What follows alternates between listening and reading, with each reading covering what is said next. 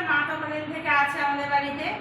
আর রান্নাগুলো আজকে দেখিয়ে নিই, কারণ তাড়াতাড়ি রান্না করেছি, মাকে খেতে দিয়ে দেবো। রান্না করেছি হচ্ছে এখানে রয়েছে প্রতিদিনের মতন ভাত, আর গরমের কালের একটা স্পেশাল খাবার যেটা আমি তৈরি করি আর কি, পদ বেশিরভাগই করি, এইটা করি কিংবা ডাল করি, যেমন হচ্ছে পেঁপের শুক্তো, পেঁপে, ডুমুর, থানকুনি পাতা, আর কিচ্ছু না, এ দিয়ে একটু শুক্তো। এখানে করেছি পুঁটি মাছের সর্ষে পোস্ত বাটা। পুঁটি মাছগুলো একদম ঝরঝরে, এখন পুঁটি মাছ খুব ভালো ভালো পাওয়া যাচ্ছে। আর এখানে করেছি টমেটো দিয়ে আলু দিয়ে একদম লাল লাল করে বাটা মাছের ঝোল। আর সকালে আজকে আমরা একটা লেটেস্ট জিনিস খেয়েছি,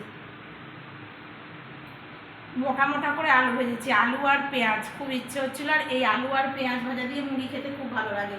আমাদের সকালের টিফিন হয়েছিল আলু ভাজা মুড়ি।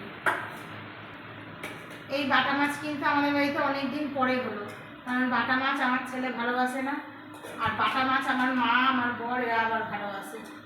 তা আজকে বাটা মাছটা পাওয়াও গেল, ঝরঝরে বাটা মাছ, সেটা রান্নাও হলো।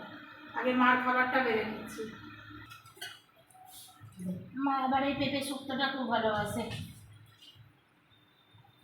বাস